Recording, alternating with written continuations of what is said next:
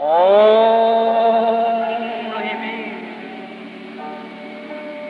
only be,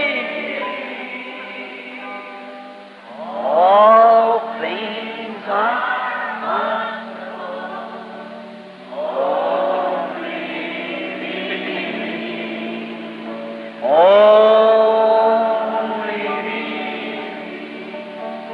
only be. All things are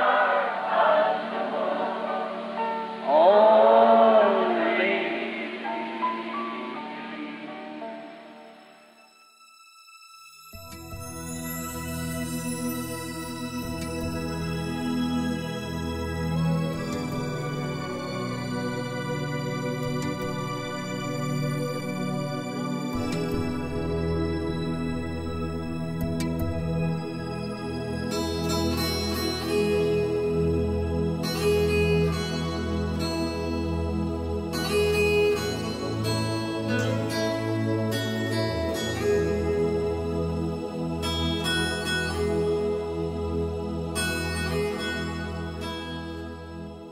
Momento de meditação.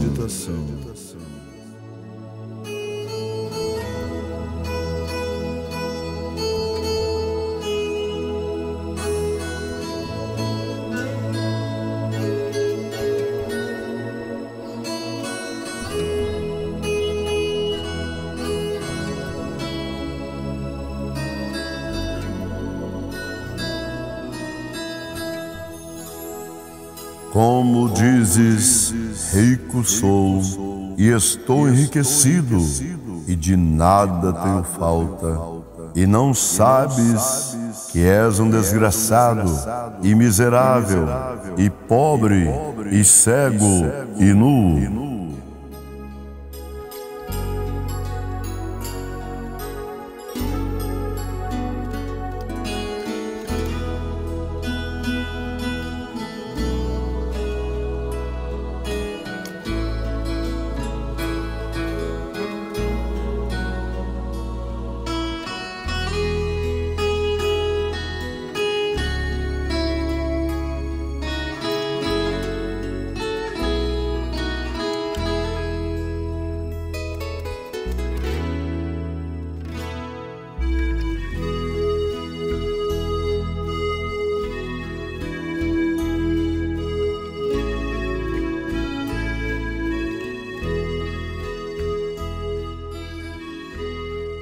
O diagnóstico de Deus.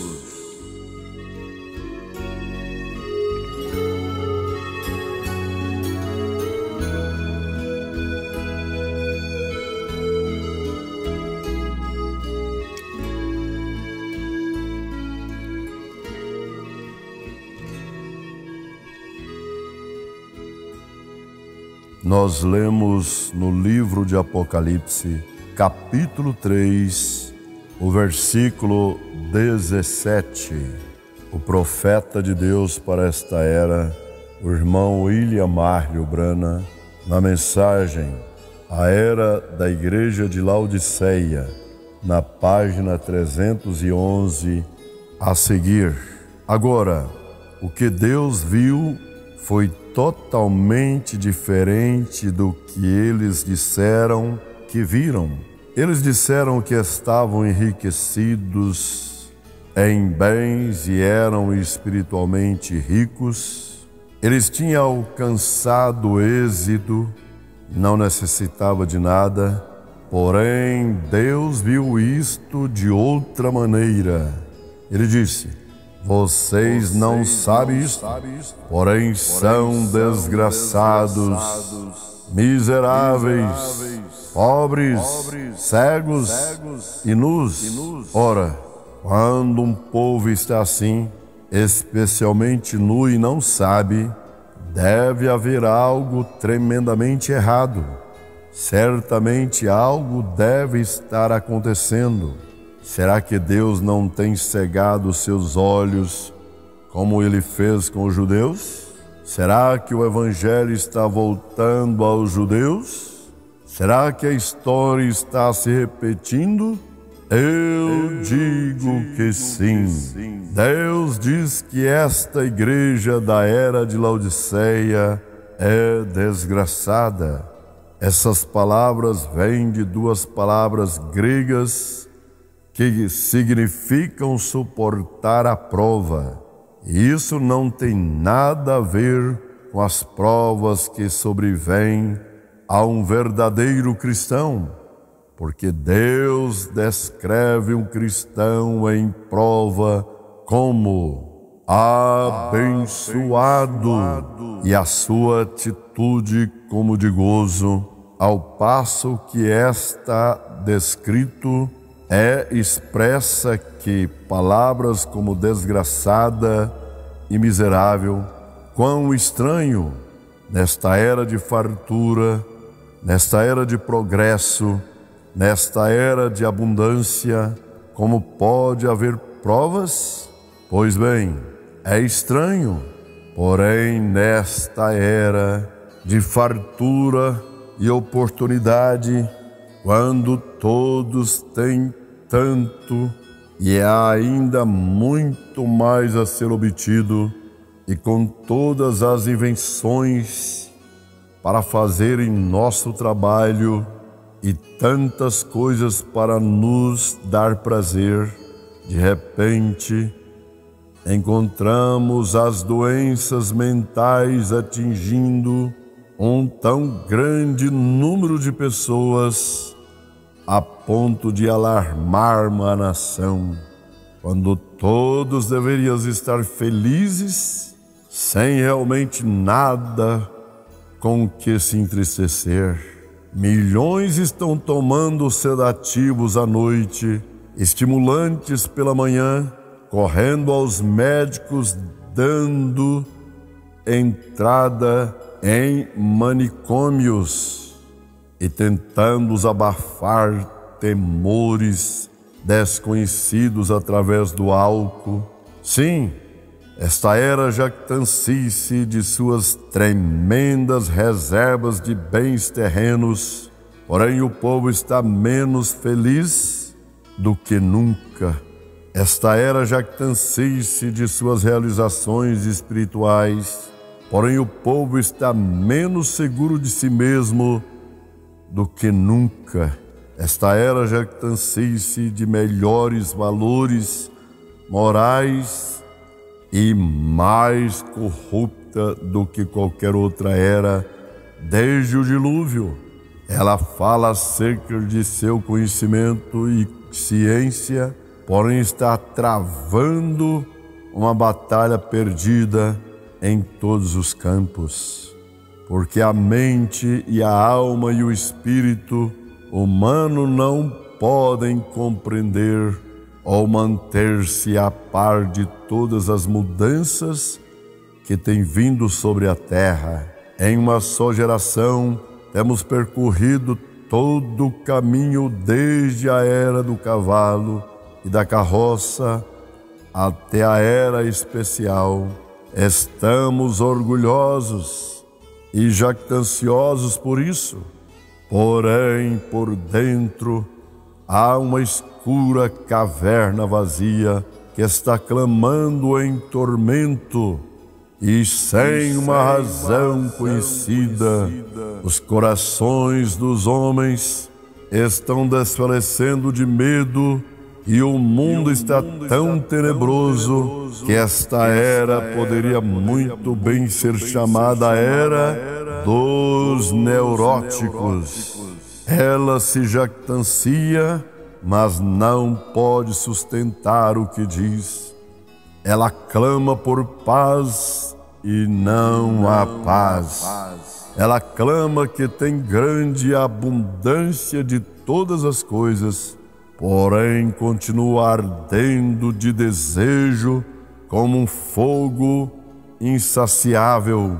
Os ímpios diz: ó meu Deus, não tem paz. Eles são miseráveis. Isto significa que eles são dignos de pena. Pena? eles desdenham da pena, eles são cheios de orgulho, eles se garbam do que têm, porém o que eles têm não resistirá ao teste do tempo. Eles têm edificado sobre areia movediça, em vez da pedra de revelação da palavra de Deus. Em breve vem o terremoto, em breve virão as tempestades da ira de Deus em juízo. Então vem repentina destruição, e apesar de toda a sua preparação carnal, eles ainda estarão despreparados para o que vem sobre a terra. Eles são aqueles que, apesar de todos os seus esforços terrenos, estão realmente opondo-se a si mesmos e não sabem. Na realidade, eles são dignos de pena. Tenha pena das pobres pessoas que estão neste movimento ecumênico do último dia, porque o chamo de movimento de Deus quando é de Satanás. Tenha pena dos que não conhecem a maldição da organização. Tenha pena dos que têm tantas igrejas belas, residências, paróquias tão formosas, coros tão magnificante treinados, tanta demonstração de riqueza em uma forma de adoração tão silenciosa e reverente. Tenha pena deles, não os inveje. Volte aos velhos armazéns, volte aos aposentos mal iluminados, volte aos porões, volte para menos do mundo e mais de Deus. Tenha pena dos que fazem suas grandes alegações e falam dos seus talentos. Sinta por eles como sendo dignos de pena, porque em breve serão dignos de ira. Eles são pobres. Ora, evidentemente isso significa pobres espiritualmente. O sinal desta era, quando ela se encerra, é maiores e melhores igrejas, com mais e mais pessoas, com mais e mais manifestações do que supõe-se ser demonstrações do Espírito Santo, porém os altares cheios, os dons do Espírito em operação, a extraordinária assistência não é a resposta de Deus, porque os que vêm ao altar muito raramente permanece para continuar com Deus. E depois que as grandes campanhas terminam, onde estão todos aqueles que vieram ao longo dos corredores? Eles ouvirão um homem, atenderam a um apelo, entraram na rede, porém não eram peixes. E como tartaruga arrastaram-se de volta às suas próprias águas. Depois há toda essa conversa acerca de grossolalia.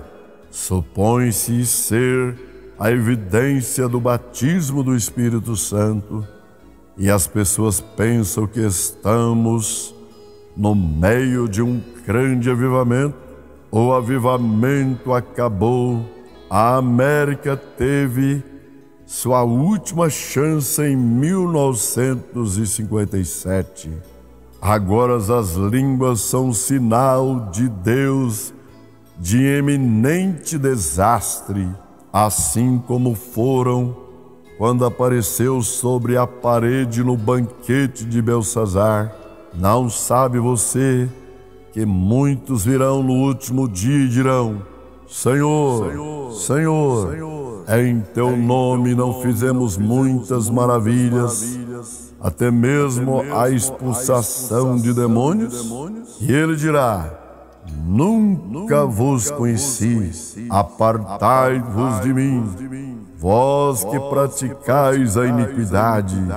Mateus 7, 22 e 23. Jesus disse que eram praticantes de iniquidade. Todavia, é só você conseguires um homem que possa vir e orar pelos enfermos, fazendo surgir azeite e sangue na congregação, fazendo aparecer profecia e todo tipo de sobrenatural, e o povo se ajuntará em torno dele e jurará que ele é do Senhor, mesmo que ele esteja realmente fazendo da religião um meio desonesto de ganhar dinheiro e vivendo em pecado. A única resposta que eles têm é a resposta absolutamente não bíblica de: bem, ele obtém resultados, portanto ele deve ser de Deus. Quão terrível, quão realmente pobre no Espírito de Deus é esta era, e os pobres indigentes nem mesmo o sabem. Eis, cego e nu. Ora, isto é realmente desesperador. Como pode alguém ser cego e nu e não sabê-lo? Todavia aqui diz que são cegos e nus e não podem recebê-lo. A resposta é que eles são espiritualmente cegos e espiritualmente nus. Você recorda quando Eliseu e Geazi foram cercados pelo exército dos sírios? Você recorda de Eliseu os períodos de cegueira pelo poder de Deus?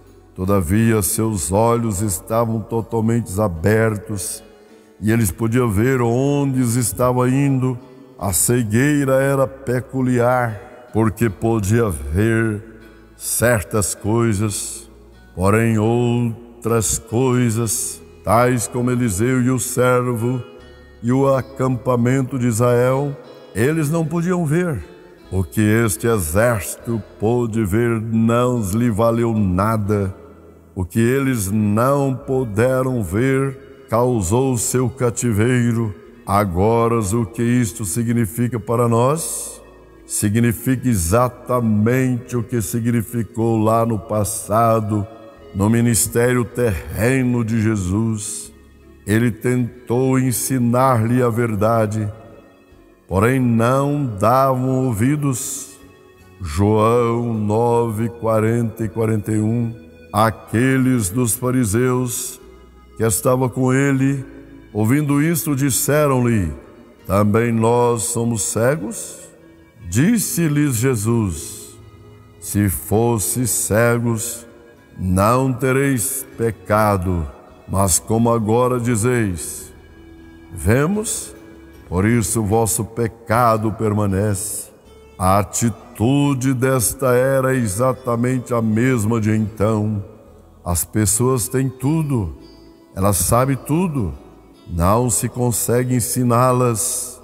Se surge um ponto de verdade da palavra e alguém tenta explicar seu ponto de vista para alguém com um ponto de vista contrário, o ouvinte de modo nenhum escuta para poder aprender, mas escuta somente para rebater o que está sendo dito.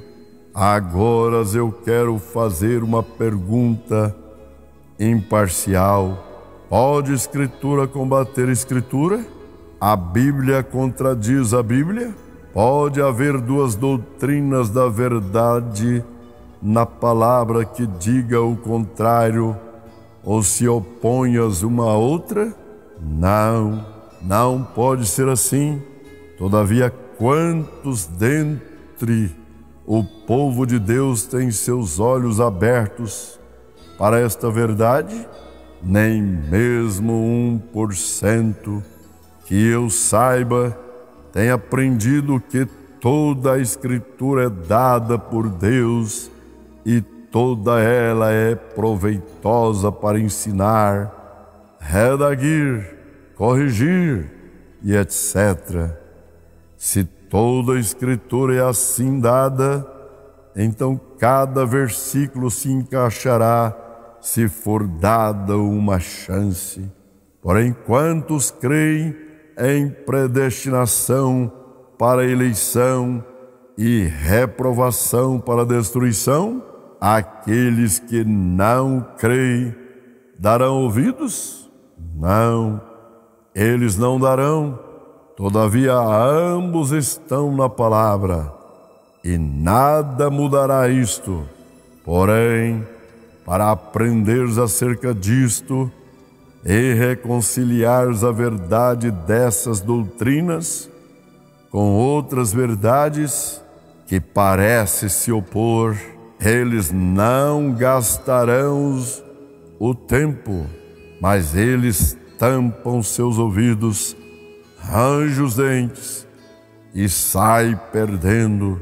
No fim desta era virá um profeta, porém eles estarão cegos para tudo o que ele faz e diz. Eles estão tão seguros de que estão certos, em sua cegueira perderão tudo. Agora Deus diz que eles estão nus, como também cegos. Eu não posso imaginar nada mais trágico do que alguém que está cego e nu e não sabe. Há somente uma resposta: ele está fora de si. Ele já está em profundo estado de inconsciência. Suas faculdades se foram e a amnésia espiritual entrou. O que mais isto pode significar? Será que pode significar que o Espírito Santo tenha se despedido desta era do último dia? Será que pode significar que os homens tenham posto Deus para fora de suas mentes, a tal ponto que esteja acontecendo como foi declarado em Romanos 1:28, e como eles não se importaram de ter conhecimento de Deus, assim Deus os entregou a um sentimento perverso para fazerem coisas que não convêm? Certamente parece que algo assim tenha acontecido. Aqui está um povo que diz que é de Deus e que conhece a Deus e que tem seu Espírito Santo, e todavia está nu e cego e não sabe. Eles já estão enganados, eles têm o espírito errado. Os escolhidos não podem ser enganados, mas é evidente que estes outros são. Estes são os que tornaram cegos, porque recusaram a palavra de Deus. Estes são os que desnudaram a si mesmos por deixarem o caminho de salvação, sua própria torre de Babel, através da organização. Ou quão formoso e belamente vestidos eles pareciam a seus próprios olhos, enquanto formavam suas assembleias gerais, seus concílios e etc. Porém agora Deus está arrancando tudo isto fora e eles estão nus, porque estas organizações os estão conduzindo apenas ao acampamento do anticristo, ao campo de joio, para ser atados e queimados. Na verdade, eles são dignos de pena. Sim, tenha pena deles, advirta-os, implore a eles, e mesmo assim eles seguirão precipitadamente seu caminho para a destruição, repelindo com a ira qualquer tentativa para salvá-los de queimarem como tições. Eles, na verdade, são miseráveis, embora saibam, endurecidos e sem esperança. Eles se gloriam naquilo que é realmente sua vergonha, rebeldes contra a palavra. Todavia um dia serão julgados por ela e pagarão o preço das terríveis acusações dela. Deus os abençoe, em nome do Senhor Jesus Cristo. Amém.